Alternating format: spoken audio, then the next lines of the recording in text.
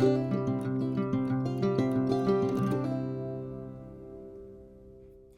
everybody, welcome back to my channel. My name is Crystal and this is my social thread. A warm welcome to all my new viewers and an invitation for you to kindly like and subscribe if you are liking my content. To all my regular viewers, thank you so much for coming back time and time again, for watching my content and for supporting my channel. So this is going to be a very short and sweet vlog on the hashtag So Frugal challenge, hosted by Rowan, the Yorkshire Sew Girl, and Sam of Frugalissima. For those of you that are following the challenge so far, I think they have 2 or 3 vloggers every day for the whole month of March, giving you inspiration for what to make for So Frugal, and also telling you what they're going to make themselves. So my one is going to be more a case of what I'm going to make rather than an inspiration, only because I know there's so much inspiration out there from the previous vloggers on the vlogging list, and also from last year. And just generally speaking, I think now this challenge has been running, I think 3 or 4 years now, and there are so many free patterns out there online that are very easy to find, and I don't want to sort of repeat what most people have said anyway. So my particular what have I chosen to do for this year's So Frugal challenge? I quite like the Mood Fabrics website. I'll pop up a screenshot of it. And basically Mood Fabrics is a very big fabric store in America. I believe it's in New York. And they also have a website where lots of their designers offer free patterns with instructions, printable downloads, and that sort of thing, which is really, really amazing. They have everything from swimwear to dresses to menswear to outerwear, also, and everything else in between. So it's really, really great. The only thing that I would say might be of concern is obviously making something like outerwear. I don't believe, although I haven't yet tried, I don't believe that a free pattern would be as comprehensive in terms of instructions, and also in terms of, you know, the grading issues for their patterns, or how everything fits together. Obviously, as it's a free pattern, you kind of take your chances there. So what I've decided to do is my entry for this year's So Frugal is going to be a blouse, and it's going to be a blouse that I entered for last year's challenge. And the reason I'm doing that is because I'm always very concerned with using free patterns, because, as I say, as it's free, I don't know if people have actually tested it. I don't know you know, whether their grading is up to scratch, their instructions are up to scratch, their pattern drafting is up to scratch. But what I do know is that the Onella blouse from Mood Fabrics, I'll pop up a photo, is actually well drafted. The instructions are straightforward, nothing that I needed to sort of Google myself. And I've tried it and I've used it and I love the pattern. So that's what I'm going to stick with for this year's entry as well. So I'll pop up the photo of the pattern. It's basically a pussy bow blouse. It's got buttons at the front with a button placket. It's got puffy sleeve heads, a bishop sleeve and a cuff, and it also has a pussy bow tie as well. It's quite straight actually, and you have bust darts as well, but there's no darts at the waist or anything, because it's a blouse, so you wouldn't have darts at the waist. But it's not a fitted, it's quite a loose blouse, but then you would tuck it in to create the shape that you wanted with your whatever you wear at your bottoms.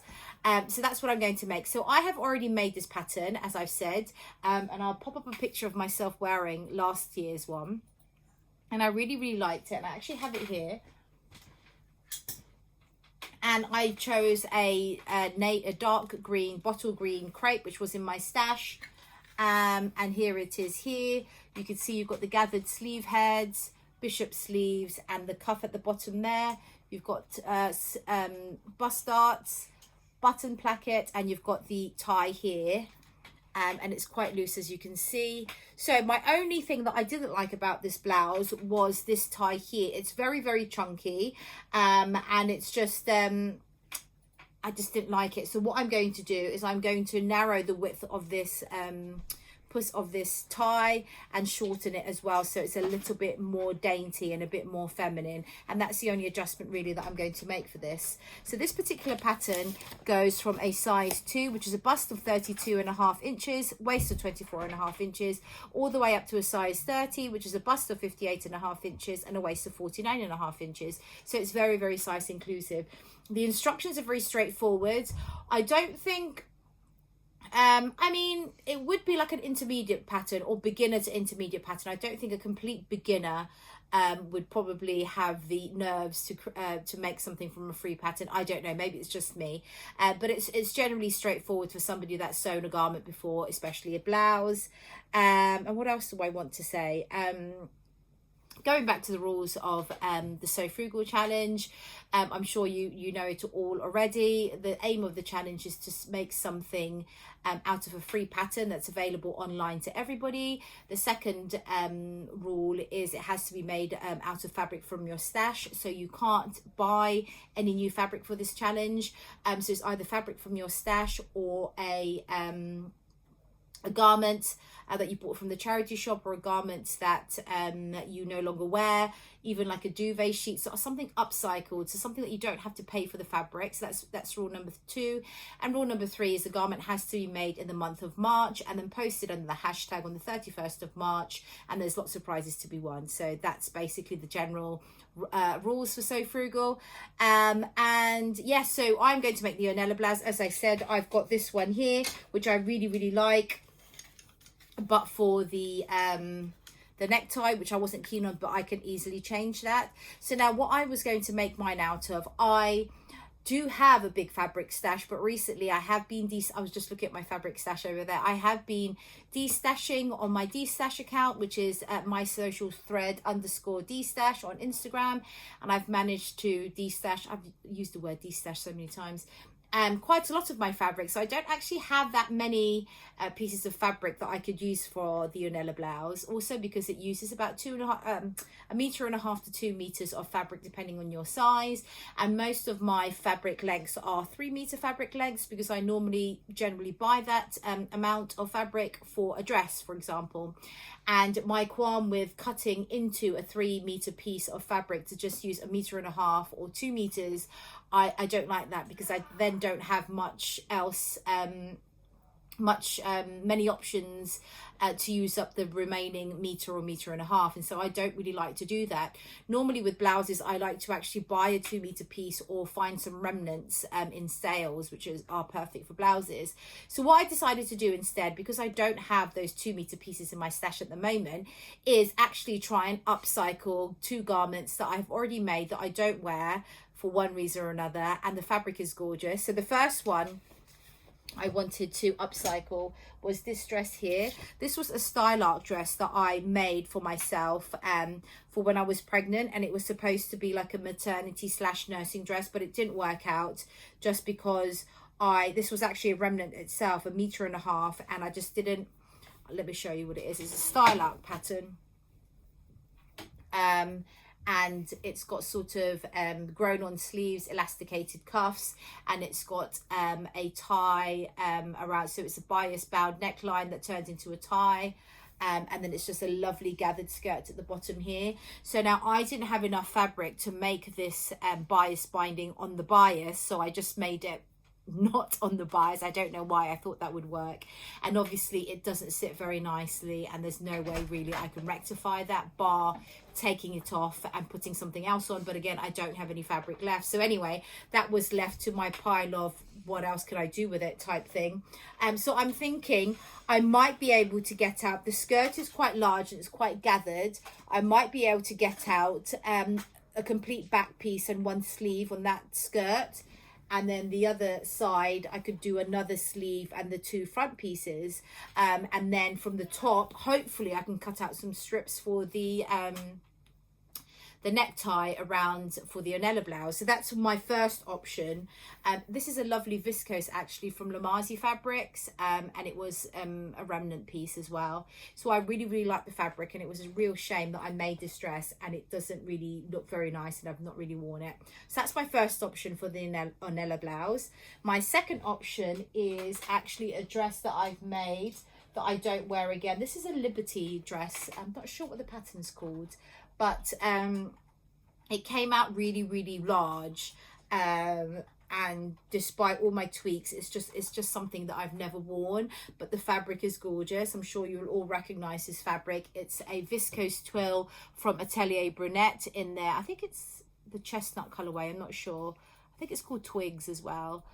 So there you go, that's a viscose twill texture. It's a lovely sort of mustardy, chestnutty colorway. And I have quite a lot of this fabric on this dress. I mean, I've got the sleeves, I've got the bodice, and then I've got a tiered skirt all the way to the bottom. So now, this particular dress, as I said, was a Liberty pattern. I'll pop up the photo actually of the pattern. And it was a big failure because the sizing was just totally out. And it's just something that I haven't worn, but the fabric is gorgeous. So what I ended up doing actually for this dress, the original sleeves were really horrible. And what I actually decided to do was to use the Ornella sleeves. As you can see, it's got the gathered sleeve head, the bishop sleeve, and the cuff. So this works quite nicely with what I plan to do. I'm just going to cut the sleeve off, both the sleeves off, and then hopefully with the rest of the fabric from here, I can cut out 2 front pieces and a back piece and a tie, and put those all together to make another Ornella blouse. So that's the plan, and that's really the end of this vlog, really. That's what I'm going to make. So if you're anything like me, if you're a busy stay-at-home mum, you know, homemaker, busy with the children, if you've got 9 children, if you home educate and you're just like me, I don't know if anybody else out there is just like me, and you don't have much time, but you still want to you know, support a fellow sewist's sewing challenge, do what I do. And what I'm going to do is, you know, create something from an upcycled garment, again with the sleeves already pretty much the Ornella blouse, and just get a garment sewn up and join the challenge. Obviously part of the challenge is joining in. If you don't join in, there's no chance of winning, but I think every time I do join a challenge, I do secretly hope that I will win something. And have I won anything from the Sew Frugal challenge? I don't think I have. The only challenge I've won something in is, I think, the challenge that Super Bales now runs, which is the is it the Anna So Safari. I won something from there. I think it was a keyring or something.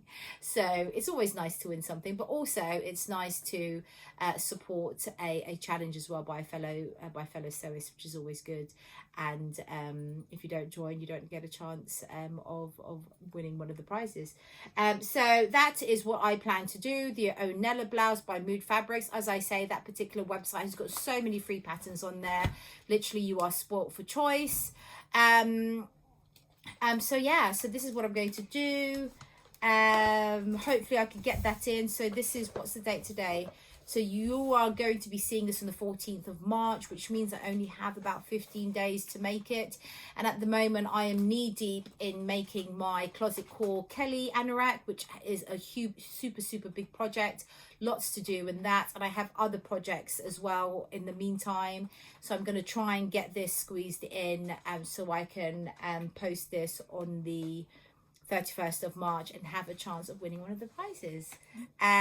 So yeah, thank you very much for watching. Any questions, please do comment below.